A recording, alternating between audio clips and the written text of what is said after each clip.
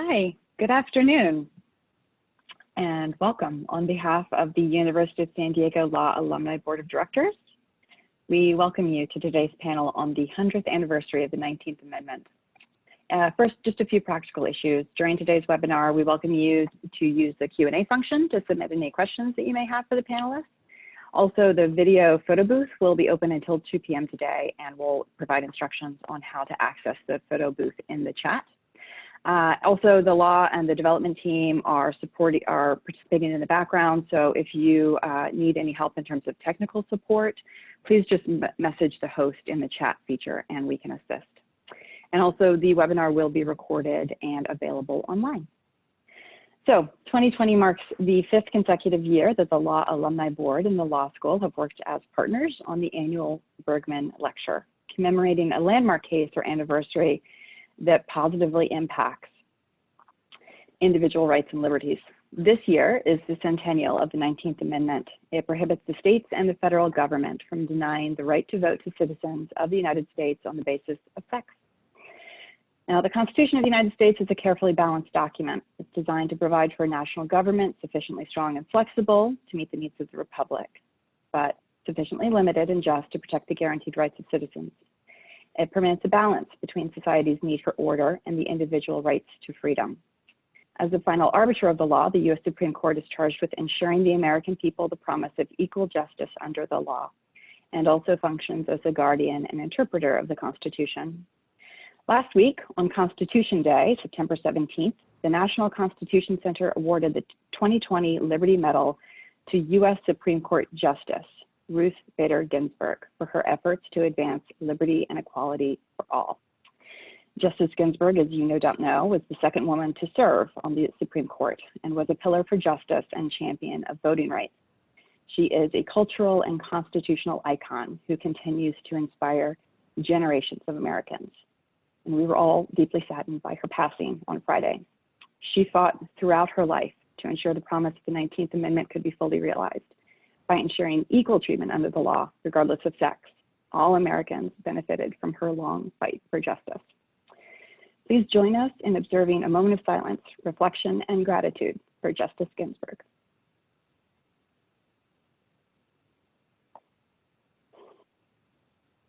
Thank you.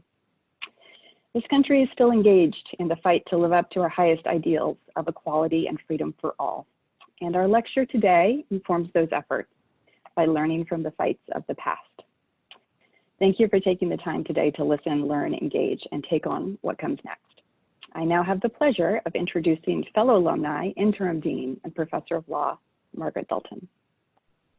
Thank you, Megan. My voice coming through okay? I can adjust the volume. That works, okay. Good afternoon, everyone. It is the privilege of USD School of Law and our honor to host the 2020 Bergman Memorial Lecture Series on Women, Children, and Human Rights. How very appropriate, but sad too, to be holding this series on the very day that RBG lies in state at the US Supreme Court. She will be so missed by women and by our country. The Bergman series itself is a lasting tribute to Jane Bergman, who is best described as a citizen, not a public official, not someone famous, a citizen who decided to devote her professional life to public service. Students often come to law school wanting to change the world, to make a difference. Many look to serve the public good by making positive changes in their own communities and representing those who do not have a voice without our help.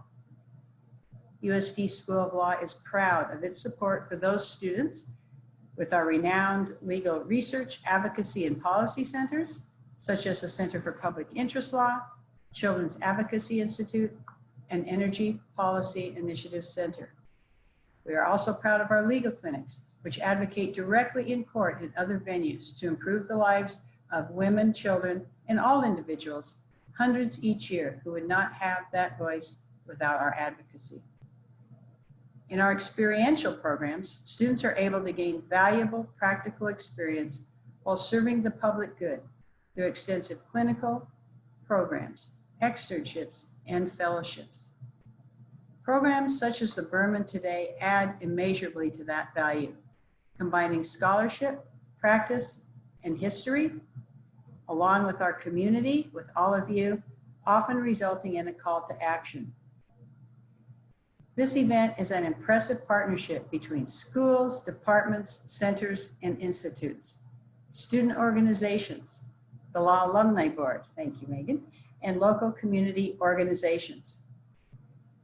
I would like to extend a special thanks to both the School of Business and the School of Leadership and Education Sciences for co-sponsoring this event with the School of Law.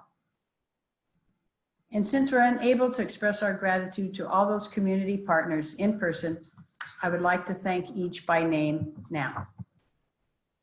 The 2020 Women's Vote Centennial Initiative, American Association of University Women, California Lawyer Association, California Women Lawyers, Girl Scouts of San Diego, Initiate Justice, KPBS, Lawyers Club of San Diego, League of Women Voters, the National Association of Women Judges, the National Charity League, San Diego del Norte Chapter, San Diego County Bar Association, and the U.S. District Court, Southern District of California. What an amazing group of sponsors. Today, we commemorate the passage of the 19th Amendment, one very important step, not the last step, unfortunately, in democracy's voting history. Virginia Case, the CEO of the League of Women Voters of the United States, said, "We must not romanticize the story of the 19th Amendment. The truth is, progress toward a more perfect democracy is messy. The 19th Amendment did not break down voting barriers for all women. And even today, there is more work to be done." And how very true.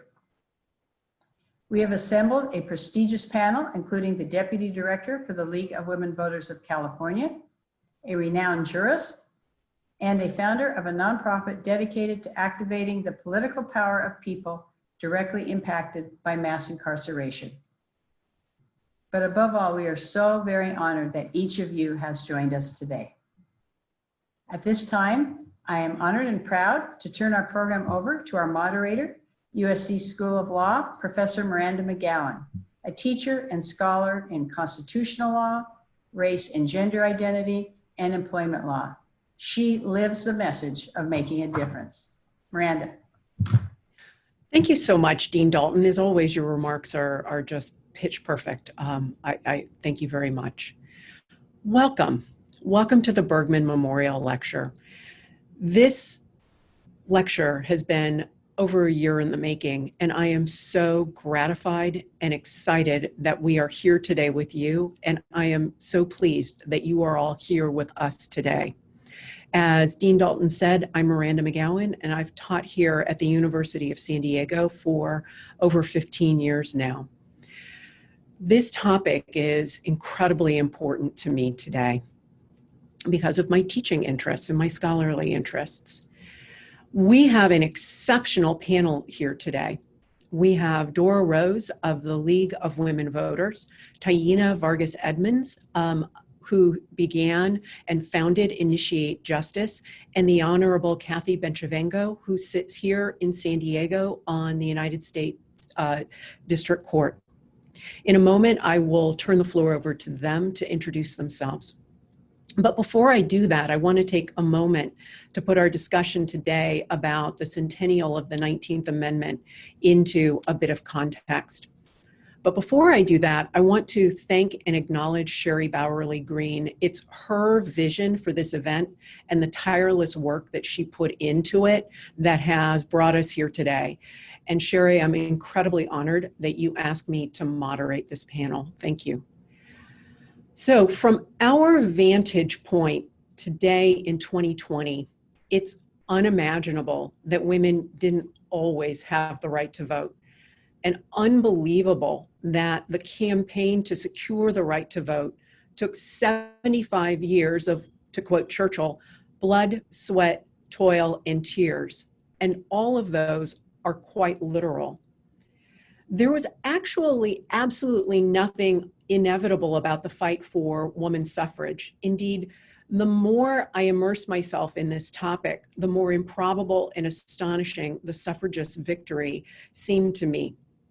So we have here up on a screen an image of a float that the women's suffrage campaign had at their March on Washington on the eve of President Wilson's inauguration.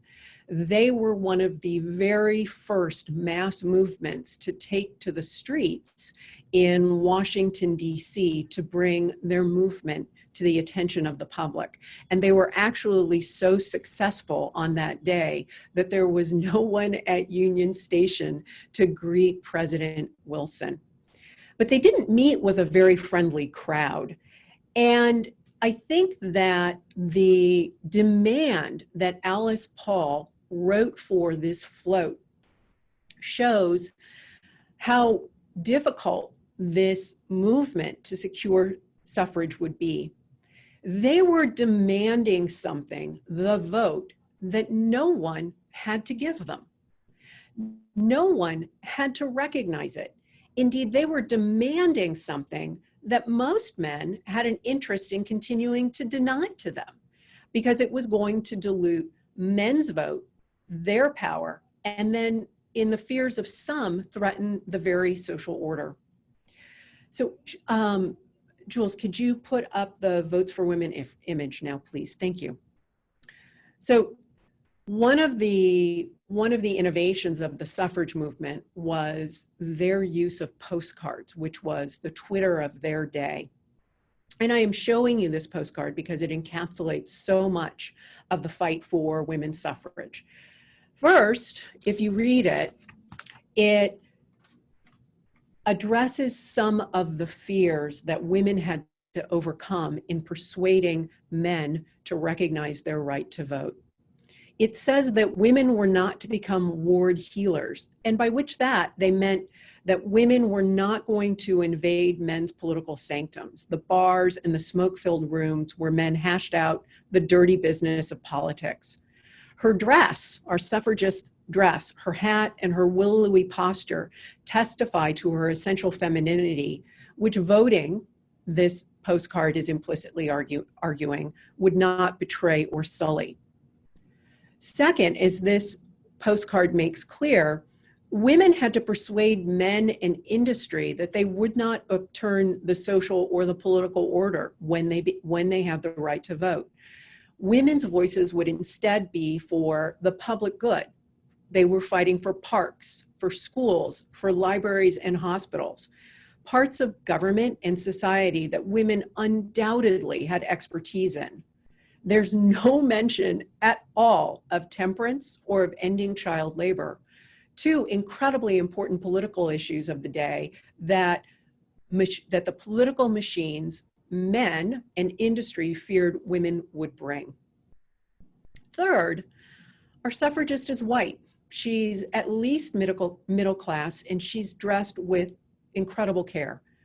She's decidedly not African American, and she's undoubtedly not working class. This says something really important and disturbing about the women's suffrage movement. It was not an inclusive movement. Not all voices and not all women were welcome in it. Indeed, the participation of African American women in the movement worried the white leadership of the suffrage movement greatly. The suffrage movement took place in the aftermath of the 15th Amendment, under which persons could not be denied the right to vote on account of race, color, or previous condition of servitude. In the 19-teens, the paint was barely dry on Southern states' campaign to disenfranchise African American men through supposedly race-neutral means, but which were surgically precise in their ability to strike at the heart of African Americans' men's right to vote. White leaders in the suffrage movement feared that African Americans' participation would remind people of that uncomfortable fact and stir fears that this new amendment would reawaken the debate over the enfranchisement of African Americans more generally. And as we know, And as Dean Dalton alluded to, the 19th Amendment was not the culmination of the movement for suffrage. It was merely a new chapter, and it was going to take the civil rights movement until 1965 to restore voting rights to African Americans and others who were disenfranchised on account of their race or their ethnicity. And as we'll discuss today, the battle for full suffrage continues in full bore. Finally, Jules, can you show the birth announcement? Finally, this amendment is deeply personal to all of us because it secures our right to govern ourselves. In my family, and perhaps in your family too, this amendment was secured during the living memory of our relatives, perhaps our grandmothers. This is the birth announcement for my husband's grandmother, Carol, and it harkens the birth of a suffragette, although we would call her a suffragist today. We today are inheriting that mantle, and we still have a role as suffragists today, and it's a role that I hope that you will embrace. And with that, I would like to introduce to you Dora Rose.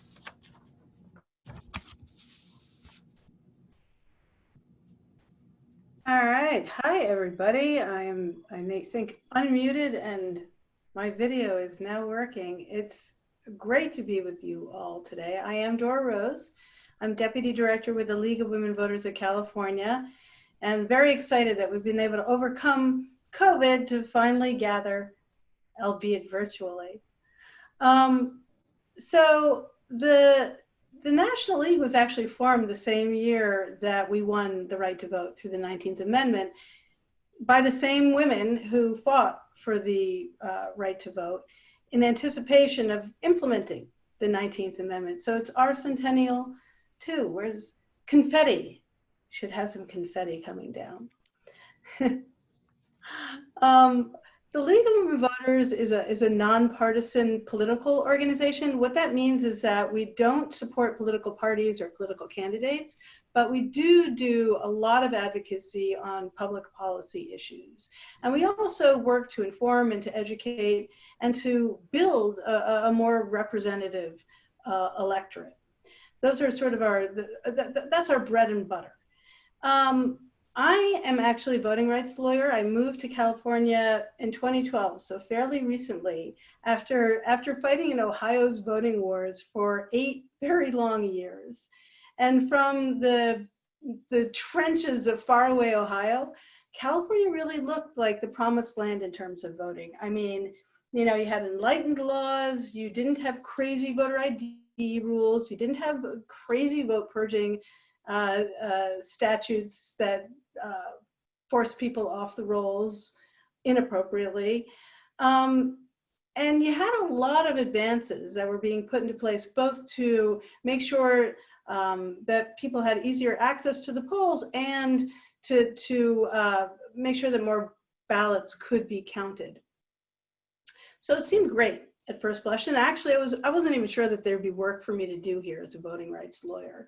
But it soon became very apparent that California's got a whole set of problems of its own that are fairly significant.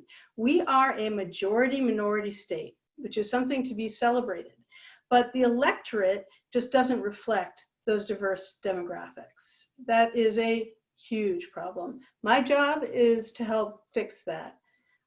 Which is actually how I got to know Taina Vargas Edmond, my colleague, and I'm going to popcorn this over to Taina to give herself an introduction. I'm delighted to be here with you.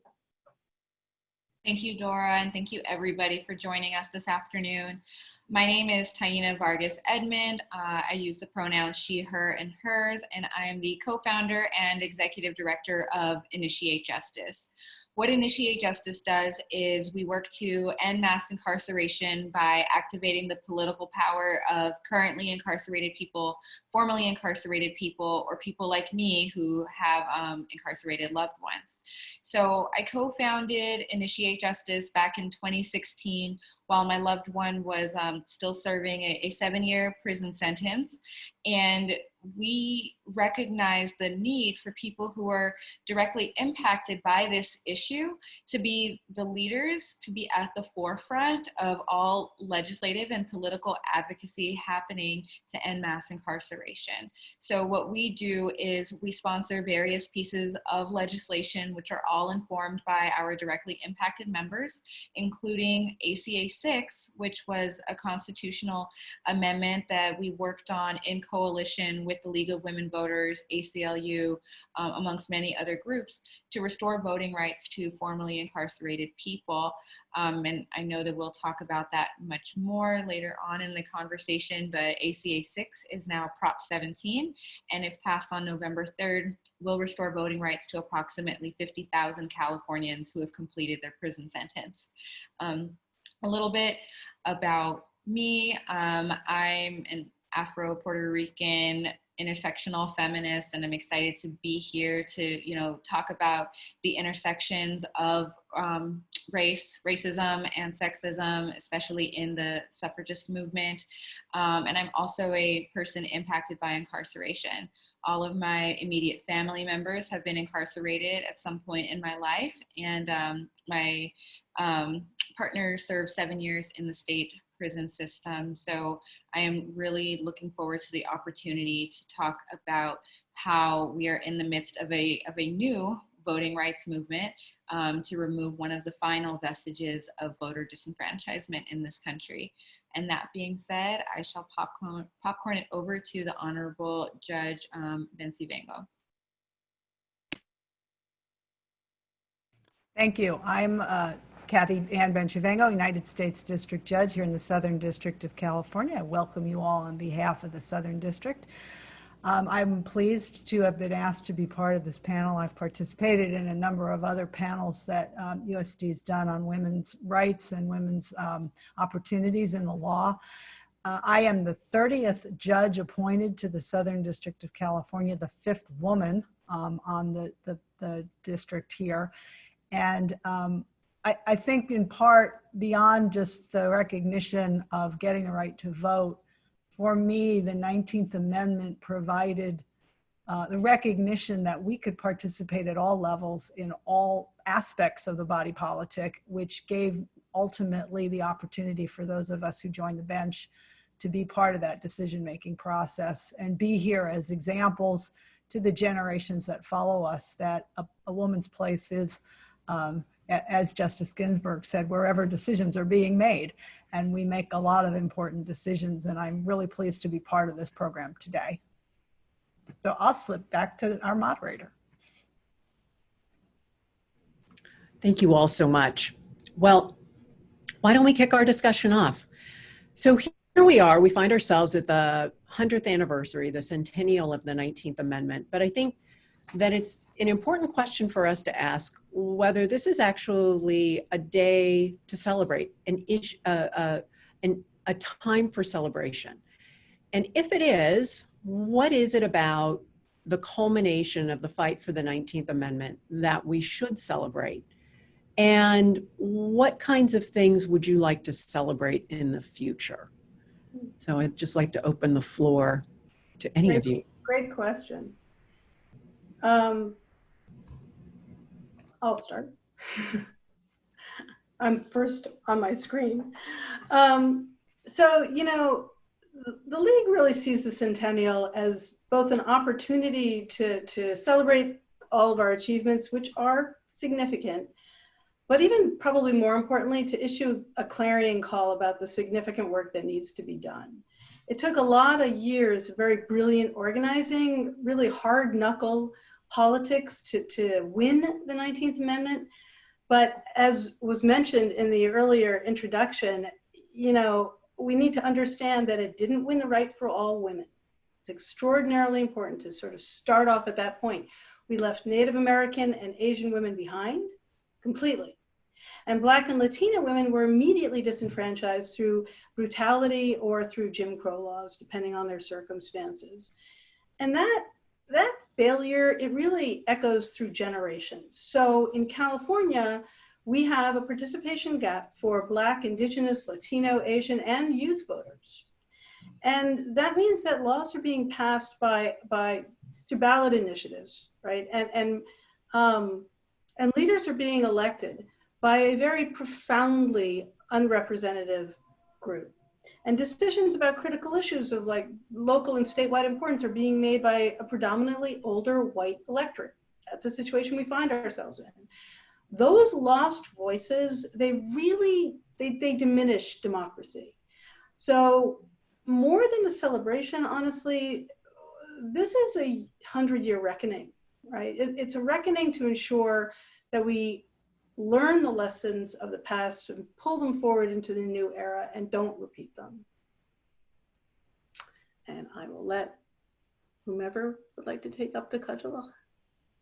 Thank you, Dora. I'm happy to, piggyback on what you were saying. I agree that, this time is a time of reckoning, a time of reflection for us to look back and say, okay, this is a law that was technically passed 100 years ago, but let's think about how this has had an impact over the groups who were essentially left out and had to win these rights back over the decades.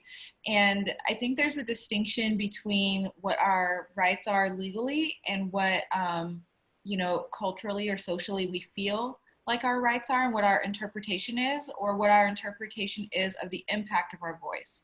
So in many communities of color and many otherwise marginalized communities, we often feel that these conversations are really not even about us and that we're not going to be included in the political process either way. So it's incumbent upon those in power and those at the top to make sure that they are doing everything that they can to break away every single barrier, to let folks of color, especially women of color, know that you are a part of this process. We want to, demystify a lot of the often daunting and difficult to understand aspects of being involved in the political process. But it's also incumbent upon folks like myself, community organizers, to make sure that we are letting our constituents know that voting is a part of the organizing process. It is very important for us to protest and have our voices heard through direct action. It's important to base build and, build power from the ground up. But our strategy cannot be either vote or engage in grassroots organizing. It must be both and. So I think that this is a moment for us to consider whose voices are being heard the most loudly and consider what voices are absent and why. And a large reason for that is because of felony disenfranchisement and communities of color being disproportionately impacted by felony disenfranchisement laws. And in California, the laws are very confusing. So there are many, many folks who either have never had their rights taken away or have had their rights restored, but are not clear on that because the messages are not made clear enough to the communities who need to hear it the most. So in this time, I do think that it's important for us to celebrate how far we have come, but it's also a moment to reflect on where we still need to go and develop a strategy for how that can get done. Without just restating what everyone else just said, I think it is important to recognize celebration connotates an idea that something's been completed, that you've reached the end game and you're celebrating. And while there is a very important aspect to celebrate here in recognition of the valiantly fought and won for right that was fundamental to moving forward, it is more, I think, appropriate time to reflect on when the door opened, why it didn't open for everybody, and what it takes to keep that door open so that people could participate. I think in a way to sort of look back and say, well, what did we get? Well, in 1872, when Susan B. Anthony was arrested for voting in a presidential election illegally, and she was defending that action, she argued that government's based on the idea of the natural right of every individual member to have a voice and a vote in making and executing the law. The preamble of the federal constitution says, we the people of the United States, not we the white male citizens, nor we the male citizens, but we the whole people who form the union. And the right to vote allows a person to be part of the body politic as a component part of the people entitled to equal rights. I mean, this was a barrier based just on gender where men were just believed they knew better for us, for all of us, white, Black, Asian, that women just were not of consequence. And until we get that initial recognition, which is a right only in theory if it's thwarted in practice, you don't go anywhere until you at least break that barrier. And so what happened 100 years ago with the ratification of the 19th Amendment was a critical step in moving women forward in every aspect of society. And yes, it's been a long, hard battle since then to keep the ground we won and get more ground that we need. But the celebration, again, it doesn't end with we got the ratification. It starts with, okay, now where do we go from here? Thank you so much. So we now hold the baton and have to carry it forward, seems to be the message that all of you are sending to us. And I know later we're gonna issue a call to action for all of you in the audience. So by some counts, the suffrage movement took 75 years. By other counts, it actually goes back to the founding. I'd like to invite Dora, the Honorable Judge Bencivengo, and Taina, if you could talk a bit about why you think something so obvious as enfranchising at least half of the population took so darned long. Would you like me to Go ahead. go on the same round? You know, why did it take so long? The success of the suffrage movement was really more about power and organizing than about the arc of history bending toward justice, right? It was hardball. And early victories that we had in states, which set the groundwork for the National Amendment, they were often won because men saw women as allies. There were Utah's Mormons who saw women as a critical voting bloc to achieve religious freedoms. There were populists in Colorado. In California, it was about labor unions. We won the right to vote in California in 1911 in anticipation of the 1912 election because they needed more votes to be able to get over the top, the party that supported the labor unions. So we got the right to vote in the states initially because we were seen as a valuable voting bloc. Why so long in the National Amendment? You know, this was referred to again in the great introduction. Southern Democrats, they witnessed the organizing power of Black suffragists because Black suffragists were pivotal in some of these state battles in particular. Not only were they pivotal in the state battles, but they showed themselves to be extraordinary organizers in terms of getting behind certain candidates and propelling candidacies forward. So that organizing power was frightening to Southern Democrats. They felt threatened by it existentially. They were afraid that the political alliances between white Northern and Black Southern women were going to threaten them. So there was that part of it.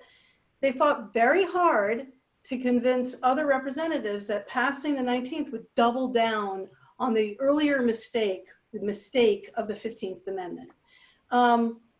And so racism really held us back, slowed us down. And that's part of why it took so long. In fact, we lost the vote by 2 votes in the 1918 Congress, but ultimately what prevailed was the same raw politics that I was talking about, you know, at the state level. Republicans gained a majority in 1918 in the midterms, right? They needed to shore up that majority before the 1920 presidential election.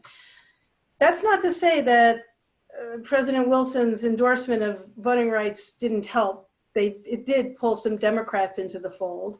But what really ultimately did it is that this new Republican majority passed the 19th Amendment by a very slim margin, adding millions of new voters to the rolls, women. And big surprise, with the help of women's votes, the Republican Party won the 1920 election by a landslide.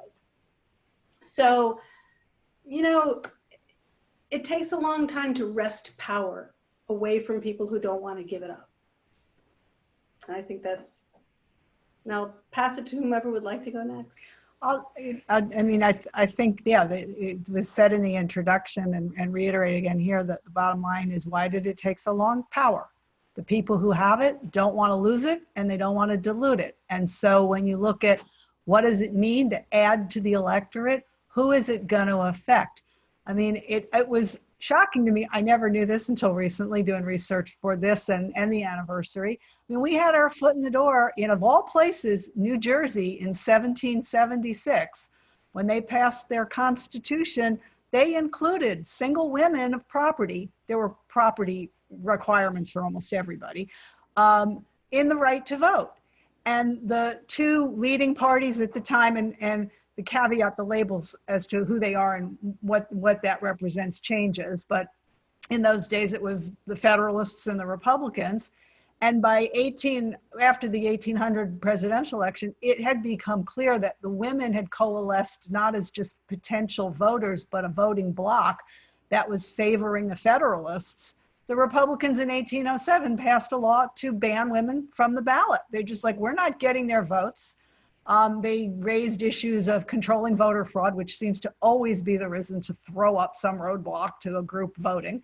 And by 1844, when New Jersey passed their second constitution, they wrote women out. I was like, we're done. So, you know, again, the right is taken away either directly in that case or indirectly now by creating these obstacles by groups who feel threatened by any voting constituency that doesn't support them. And you don't break those voting obstacles by just choosing not to participate.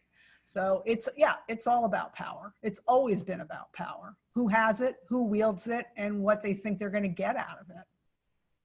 Yeah, exactly. And if I could just add to that, or maybe, add a little bit of complexity to what we mean when we say power, I would also argue patriarchy. The United States and, many other countries that are, dominant countries, domination and violence are all tenets of patriarchy, right? So if, the United States is a country that is emerging as a world power, you need to uphold those principles of, domination equals power. So if that is like what the entire country is founded on and based on, and, how we are showing up as a global influence and power around the world, then enfranchising or, giving groups of power to people who might question or threaten that, or, break that apart in any way is very scary. So women were included in that. And so were Indigenous people, Black folks, Latinx folks, Asian folks, anybody who could potentially threaten what the United States had going on. If you look at other democracies around the world that are not necessarily, or were not necessarily as intent upon, maintaining a role of global domination, then women, got the right to vote much sooner in countries where, abolished slavery earlier, were also countries that women got the right to vote earlier. So if you put all of these things into perspective, yes, it is power, like at the national level, but I think that the United States and having its role as a global power, part of that includes upholding patriarchal principles, and upholding patriarchal principles means you don't want the women to have the right to speak. Thank you all. So one of the things that has been really the most pleasurable for me in getting prepared for this lecture and immersing myself in the history is getting to know these suffragists and finding out their stories, because they were a remarkable group of women who sacrificed a lot and brought their own personal personalities to the fight. And I know that each of you has a favorite suffragist, and they may not be the most obvious choice. And I would love to hear each of you talk a bit about the suffragist that you hold most dear to your heart or you find most interesting. And I'd like to know whether you relate to her and why it is that you admire her or just find her interesting. So anyone can kick it off. Keep feeling that. Somebody else want to start? Well, Um, Judge Benchavango, I know you have one who is a bit surprising. Yes, I do. Why don't I have you start it off? Because yours is. That's fine. In reading and you looked at it and obviously looked at, there's the obvious, the Katie Stantons and the Susan B. Anthonys that we all know from the 1800s. But in the foreword of a book that I was reading about the movement, I found this quote, and it made me reflect again that it's like there's even an earlier group of people that had some pretty strong views. And I'm going to just quickly quote from this letter. In the new laws you make, I desire you would remember the ladies and be more generous and favorable to them than your ancestors. Do not put such unlimited power into the hands of husbands. Remember, all men would be tyrants if they could. If particular care and attention is not paid to the ladies, we are determined to foment a rebellion and will not hold ourselves bound by any laws in which we have no voice or representation. And that's from a letter that Abigail Adams sent John Adams in March of 1776 when they were getting ready to declare independence. And so we look back to this in the 1870s and say these are the women who started it. But 100 years before that, there was a pretty strong lady with a voice saying, don't leave us out because we won't sit on our hands forever. And I think that kind of sets a tone here in terms of the more salient group to our conversation. I know the other two panelists are going to talk about particular women, but I think we need to remember and just be grateful to all the women who stood up to their husbands, their fathers, their brothers, and went out and marched and did it at the risk of both physical and psychological abuse, because these men who dictated their lives and thought they always knew what was best for women better than we did, really braved a lot to go out and be force-fed and be beaten and be jailed. And they weren't always women of means, women with education, women who had a cohort of men behind them supporting them. They were women who were daring a lot to take on this mantle and say, I'm tired of being subject to my husband's whims, who could, beat me without any redress in the law. I have no property rights. I'd lose my children if he left. There's so many. So I'm going to stop there and give it over to whoever. I'll say my favorite suffragist was Ida B. Wells. And for folks who don't know her, she was, probably before we had the term, I would describe her as an intersectional feminist. She was an activist against racism, but also against sexism. And then often in the women's rights movement had to call out racism. And then in the racial justice movement had to call out sexism, which is something that I feel like many of us are still struggling with today. So she's definitely an inspiration for me. And I read a story about her recently where she participated in the first suffragist march in Washington, D.C. and was instructed by the white suffragists to, march in the back in the colored section. And she refused. And she said, either I'm going to march in the front with the rest of you or I'm not marching at all. And I think that her courage is something that's inspiring to me and should be inspiring to all of us because, in a lot of situations, the stakes are a lot lower for us today.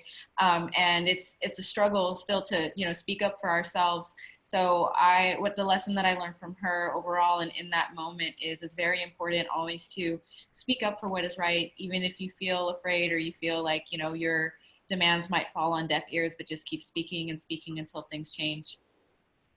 She was exceptional. She was absolutely exceptional. And in a moment, if the host will enable me to screen share, I'll put up a picture of her.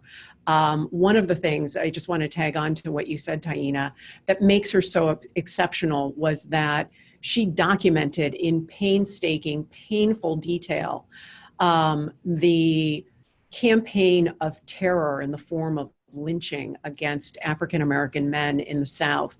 And she did that at great peril to her own safety and in fact had to flee the South as a consequence of her work.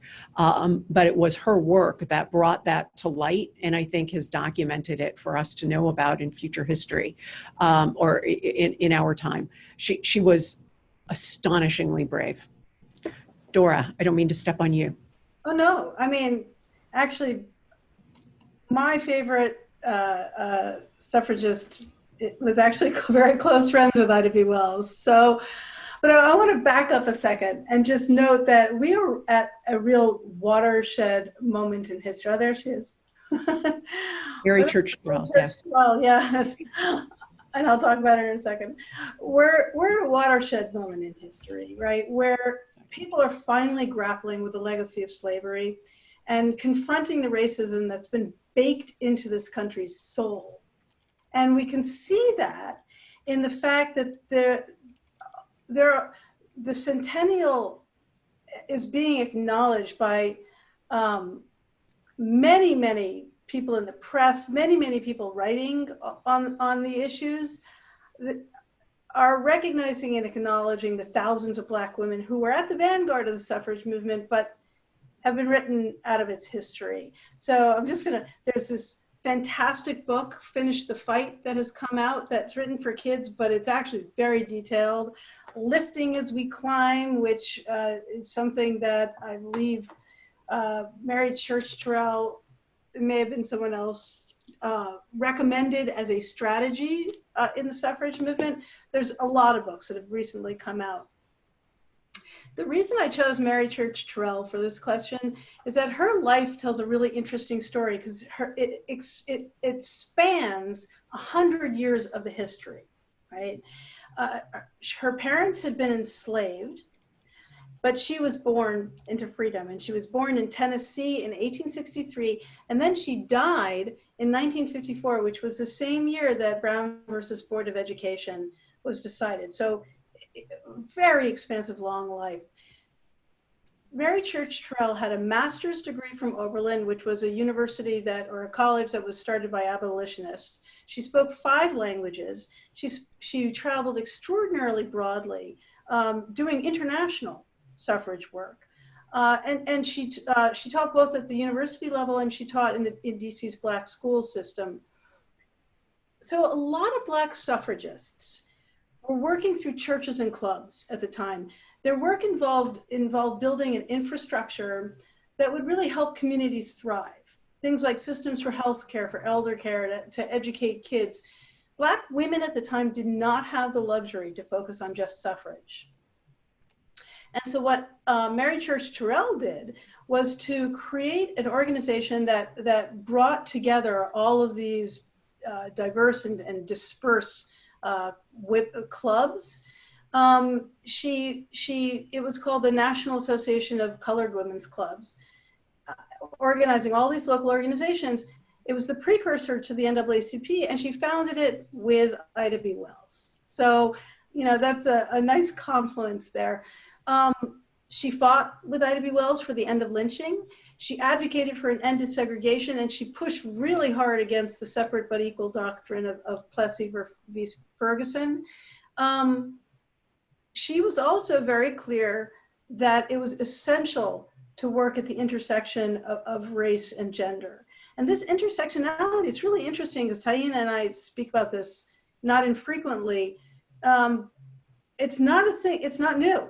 Right? We're embracing it. We're working at the intersection of race and gender now. It's something that these women were talking about way back then.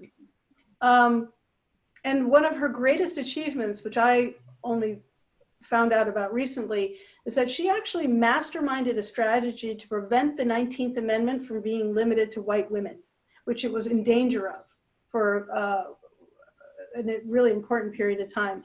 And she was one of the people who figured out a strategy to avoid that happening. So I think she's amazing. And thank you for flashing her photo. That's great. She was, yeah, she's just so astonishing. And I'm so glad to each of you for bringing the story of some of the more little known or lesser known suffragists who were incredibly important and pivotal in the fight. So Dora, you had mentioned when we first started planning this and that it wasn't just the 100th anniversary or the centennial of the 19th Amendment. It's also the sesquicentennial, can't even say that today, of the 15th Amendment, the 150th anniversary of the 15th Amendment. And we've talked a bit about race, but I'm wondering if we can talk a bit more about the intersection between the 15th Amendment and the 19th Amendment. Right. This gets ugly.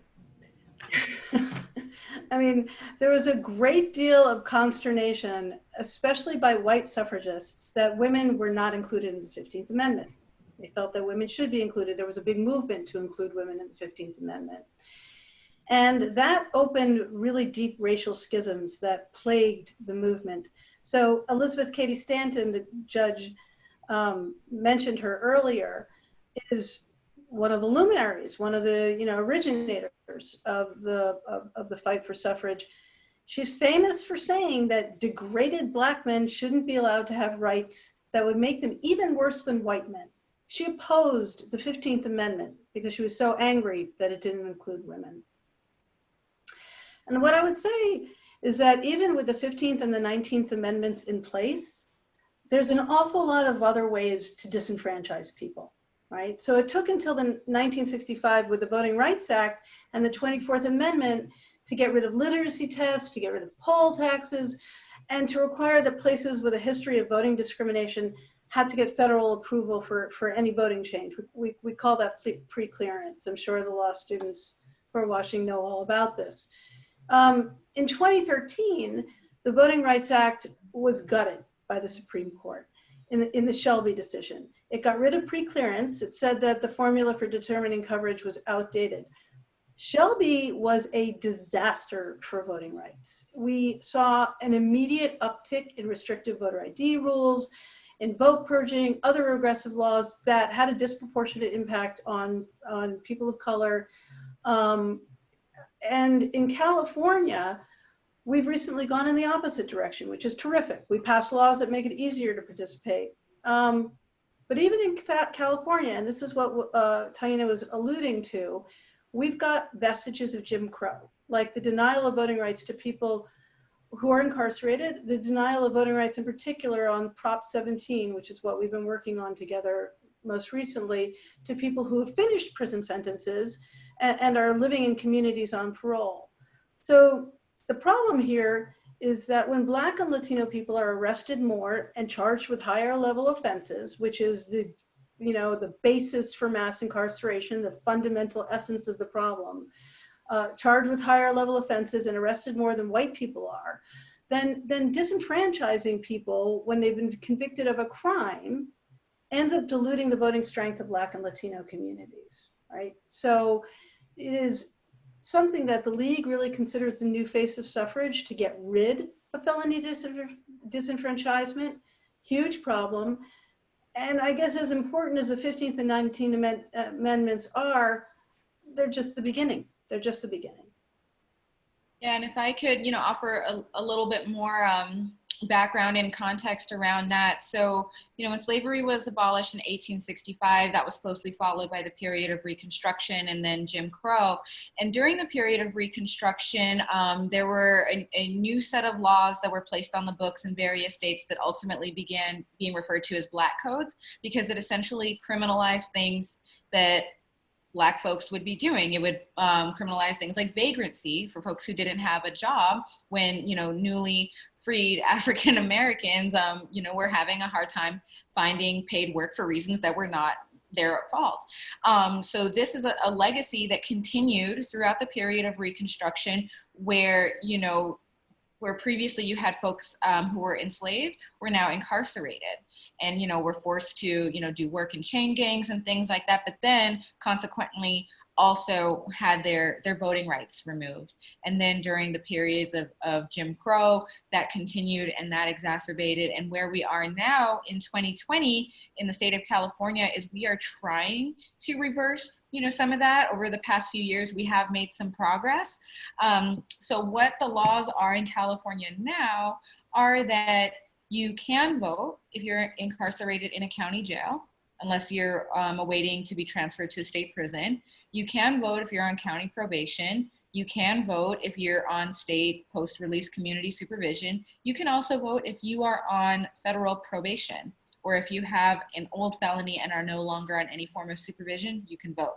The only groups of people who remain disenfranchised are people currently incarcerated in a state or federal prison, or people who have completed their state prison term and are still supervised under parole. So what Prop 17 would do is remove that last restriction. It would remove the restriction on voting rights for people who have completed their prison terms. And essentially it would make it so that anybody who is not currently incarcerated has the right to vote in California.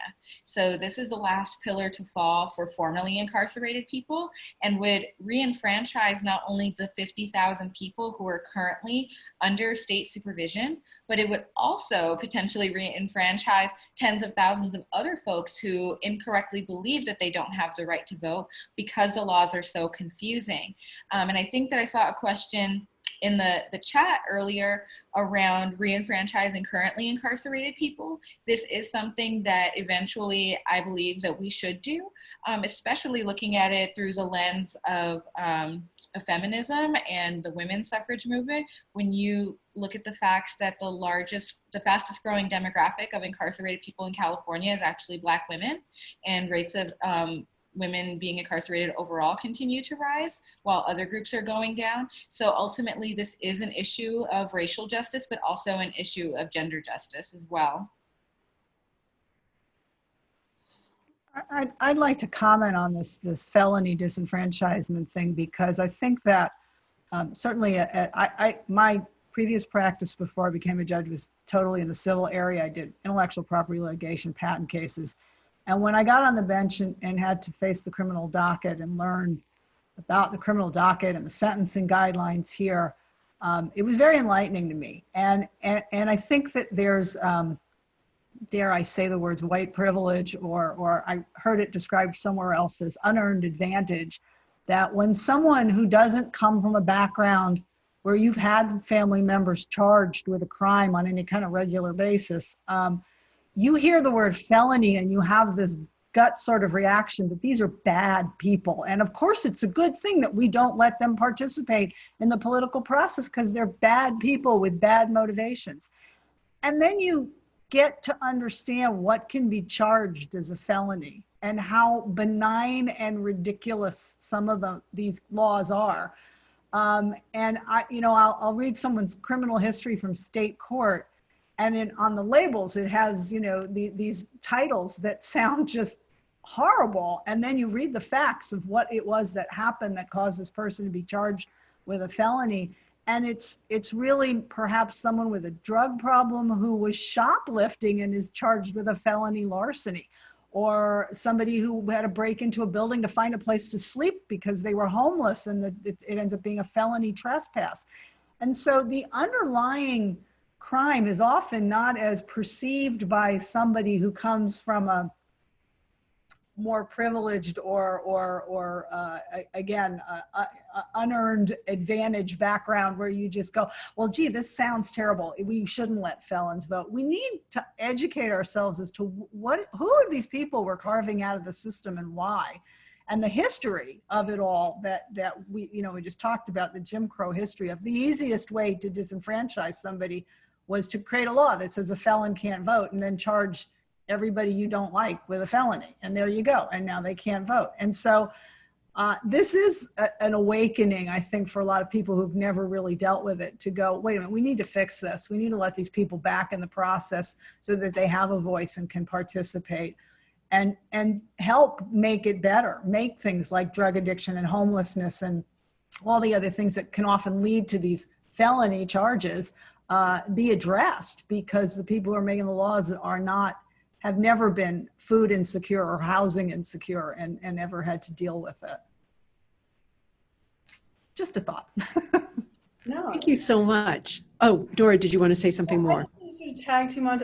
Everything you said is exactly right. I would go a little bit further though, and I would say the reasons for felony disenfranchisement clearly have their roots in Jim Crow. We all know that.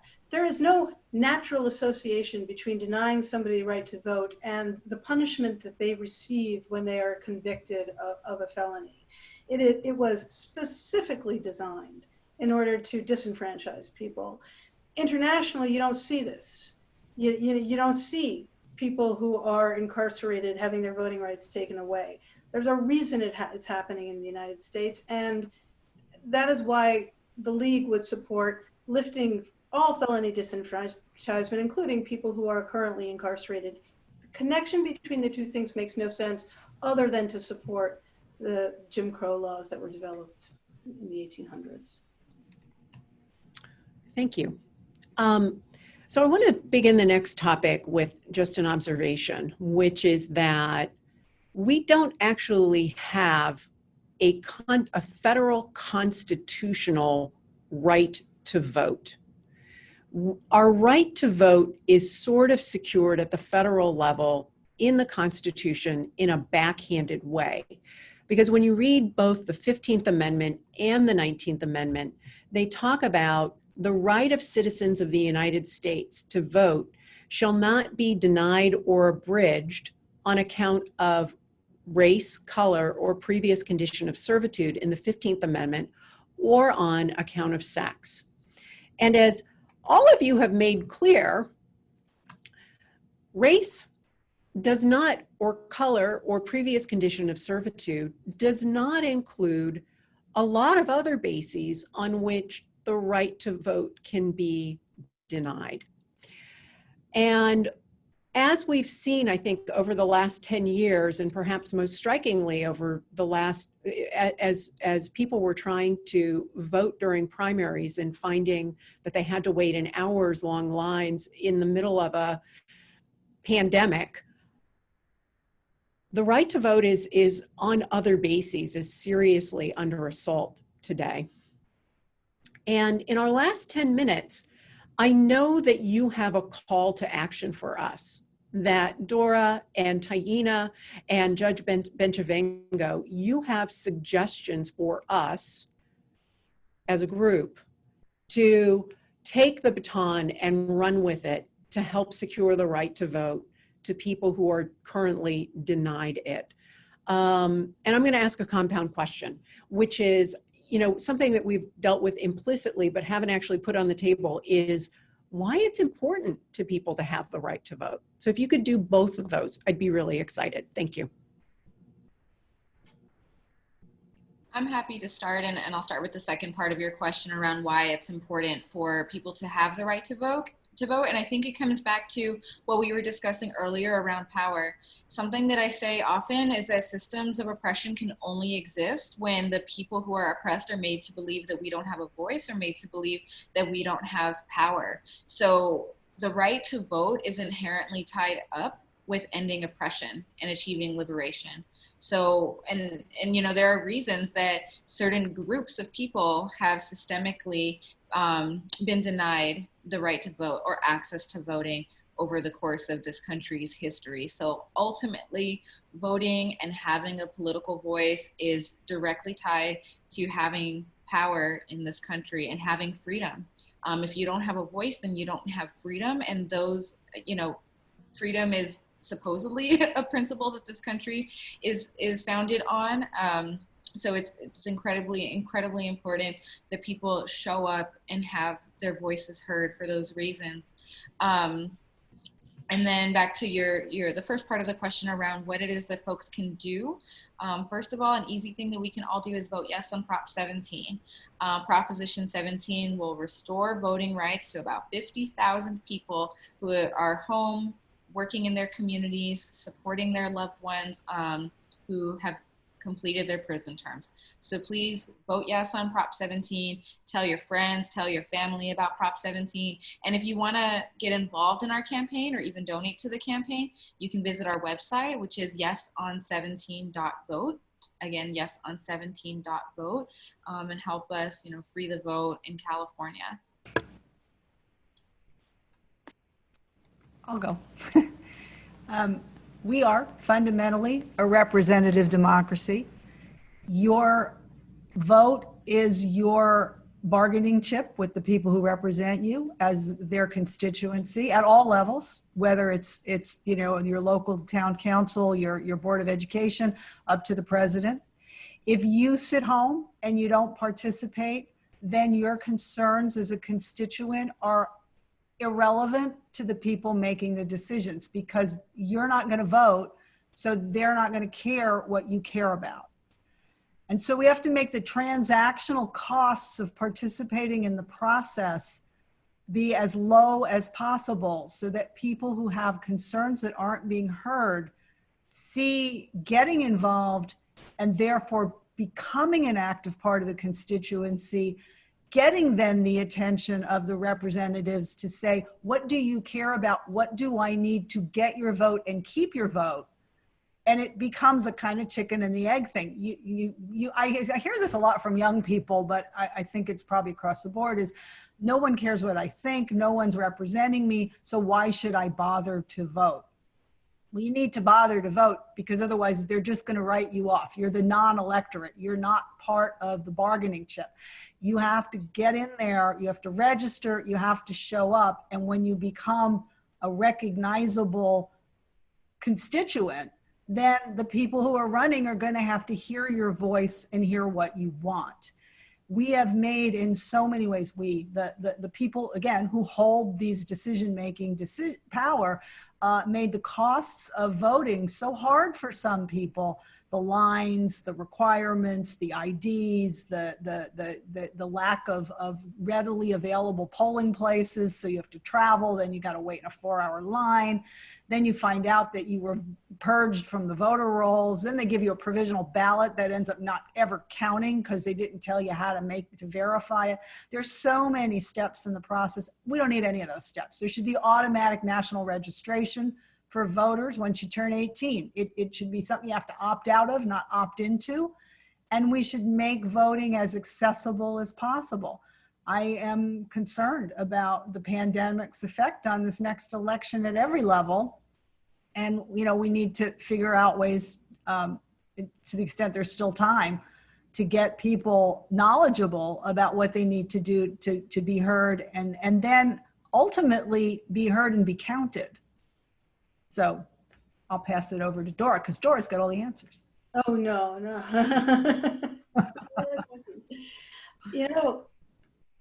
When you don't vote, you're not really not voting. You're just giving somebody else your vote, right? You're letting somebody else make decisions for you.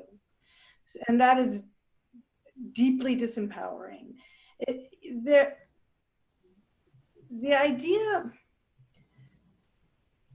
representation matters, right? So for example, we've seen that without women's voices at the table, men make decisions that impact everything in our lives, from our bodies to our pocketbooks, right? We need the right policies in place to help crack the glass ceiling. So things like minimum wage and parity, we're at the bottom of the wage scale, right? We need paid family leave, childcare, reproductive choice, prevention of sexual harassment, the list goes on. We're not going to get those things unless we are represented and a force to be reckoned with. We don't want to give somebody else the ability to make those choices for us.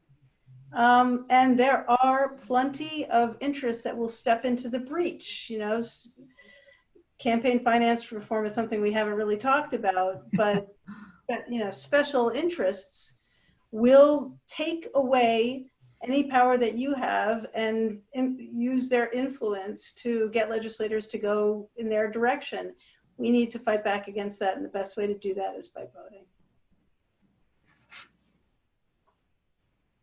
Thank you.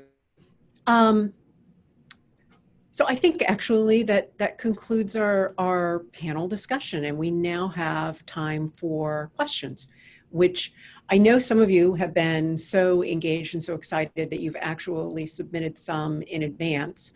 So I'd like to introduce Sherry Green and ask her if she would please kick off the Q&A part of our discussion. Great, my pleasure. Thank you, everyone. So one of the questions that we received in registration is, were girls involved in the right to vote movement? So would it be out of order for me to actually grab this one? Would anyone mind? Okay. Because I actually did a teensy bit of work on this one. So I've actually just started the screen share. So girls were involved, kids were involved in a couple of different ways. The first way that they were involved was actually not their involvement. It was at a rhetorical level. Because one of the things that I think was so frightening to people about women getting the right to vote was that it would indeed upend the social order. And you can see, I hope I'm actually sharing the right screen with the husband sitting in the chair with the, is that, did I manage that? No, I did not. I have something else. Let me try this again. Oh, I probably did a slip show and showed the wrong thing. Let's try again. Here we go. Instead, I was showing my desktop. How rotten. Okay, so this image shows, I think, what it crystallizes the fears of the anti-suffrage movement. We have a father sitting in a chair, in a rocking chair with two children. And it says, what is a home without a father? Which of course is not what that sign usually says. What is a home without a mother? And if you can see dimly at the bottom, it says, I don't care if she never comes back. And I think the idea is that women, when they gained the right to vote, and while they were fighting for the right to vote, were abandoning their homes and abandoning their rightful role as mothers. And so one of the things that the women's suffrage movement did was put kids in their parades, put kids at the centerpiece of their fight for the right to vote. And indeed, one of I think the central things that they were fighting for, frankly, was for the end to child labor. That was something that women definitely wanted to bring about.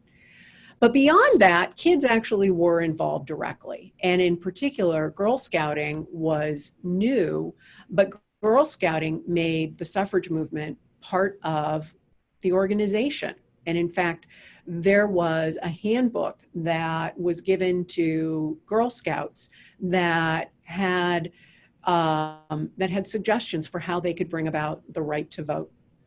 The other thing is that at the local level, the suffrage movement organized girls into junior suffrage corps. And here we have a suffrage button that is a memento from one of the local chapters. Youth today, tomorrow, power, which I think says it all. So, Really interesting. All things I did not know. So what are the biggest obstacles to voters' rights today?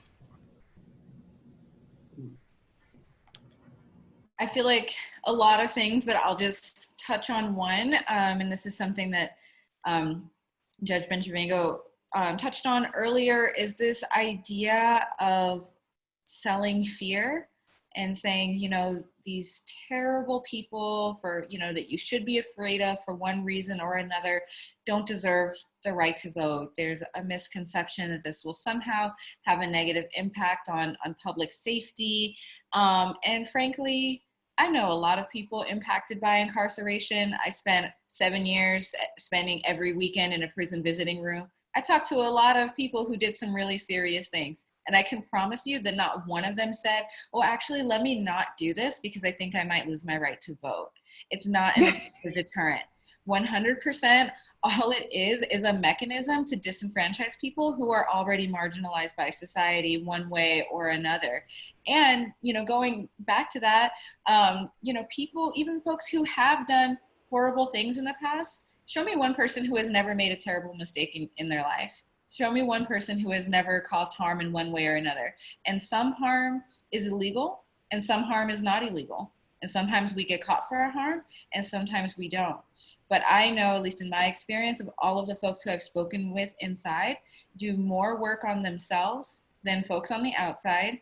They work incredibly hard to understand the issues that are important to them and how intricately policy impacts their lives. So I think that because we have a very serious misconception of what a person impacted by incarceration looks like or who they are at their core, it's very easy to sell that idea of fear or the concept of who is more or less deserving. And it's very easy to persuade folks and say, these people deserve to vote, these people do not. But the fact of the matter is, like, all humans are flawed and complicated and make mistakes, but fundamentally in a democracy, everybody should have their right to vote and nobody should have that taken away. So I think that that's one reason that this is a struggle, when we attach worthiness or identity with something that should be a right. Thank you. I was reading, I don't usually do book recommendations, but it's called Democracy in One Book or Less by a guy named Litt. And he has a chapter talking about the registration hurdles in Texas, trying to get people to register to vote. They have all of these counties. You have to be made a marshal, a deputy marshal to go register people to vote. It requires taking a class.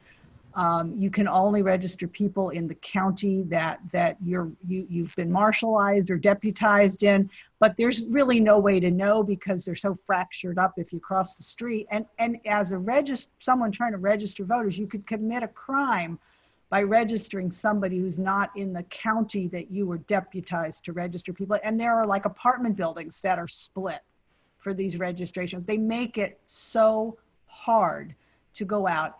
And of course, the people we're trying to make it hard to register are people who are disenfranchised, who are not educated, who don't have motivation because they don't think their voices are being heard. So, this idea, again, that registration can be such an obstacle. And, I reflect back on that. Ronald Reagan said it should be hard to vote. And it's like, really? Why? Why should it be hard? It's hard enough. I got to figure out who's running and what they're saying and who's really paying for that message that I'm getting on referendum number 27. Who is that anonymous group out there that's supporting this? That's the hard part for me to cast an intelligent vote. The hard part should not be getting registered and finding a place where I can go and cast my ballot.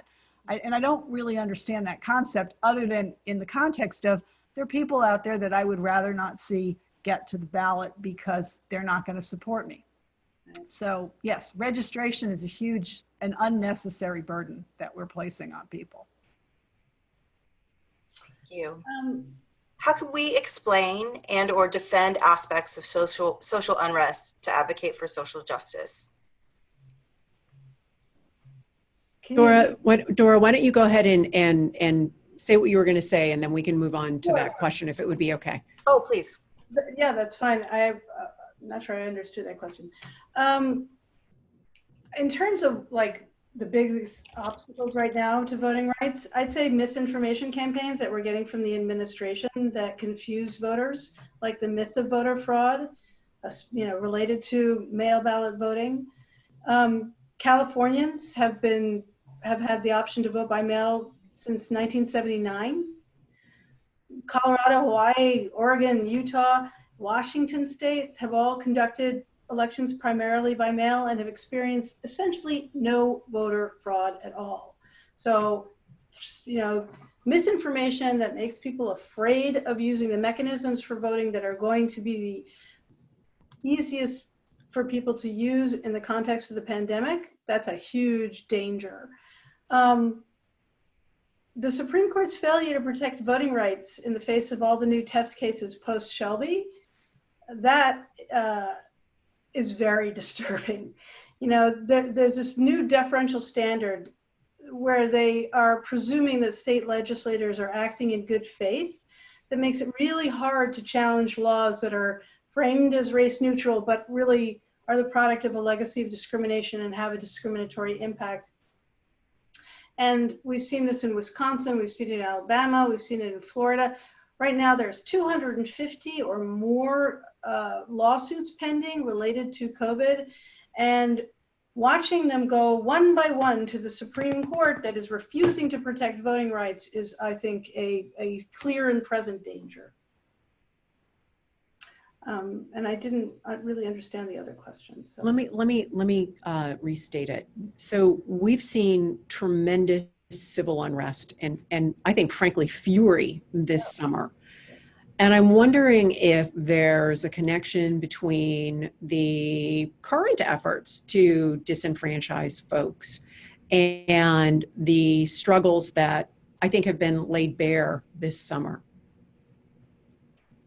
Yes. I mean, voter suppression is targeting, for the most part, Black communities, Latino communities as well, Asian communities.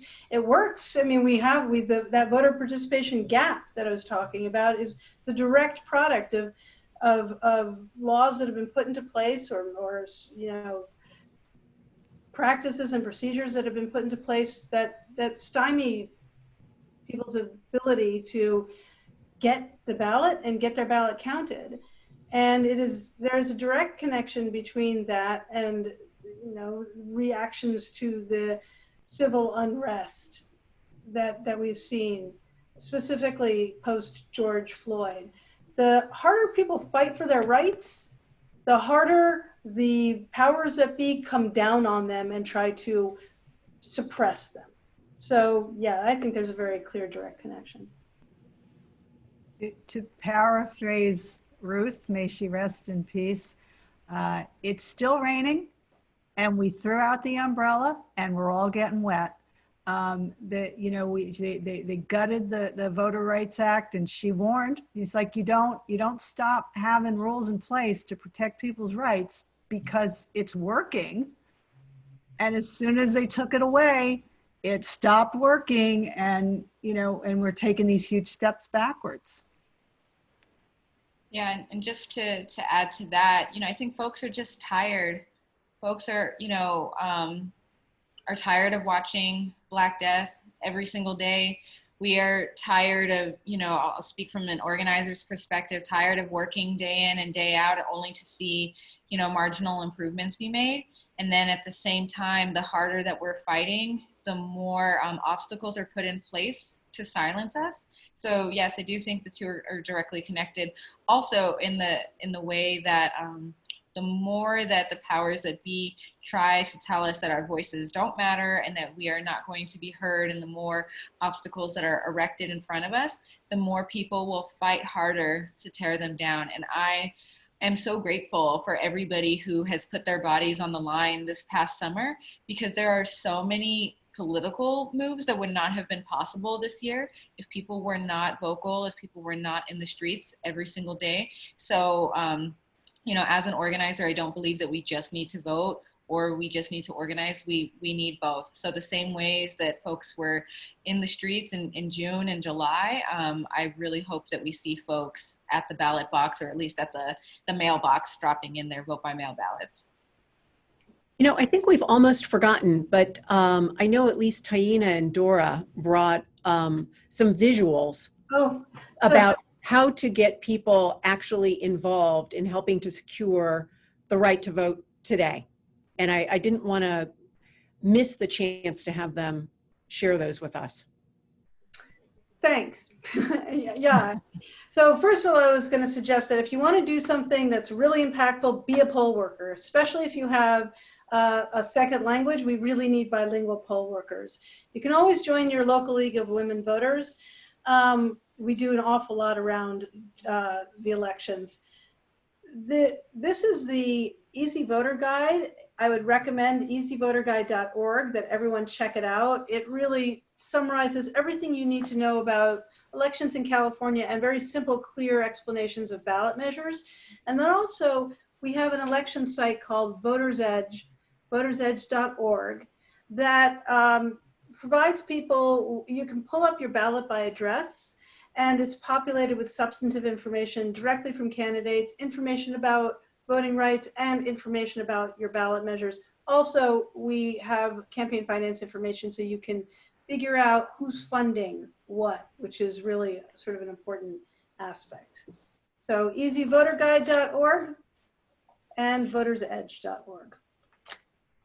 And earlier I dropped a link for the Yes on 17 website, so please visit that, yeson17.vote. I also encourage y'all to read, this is a report that Initiate Justice published last year called Democracy Needs Everyone.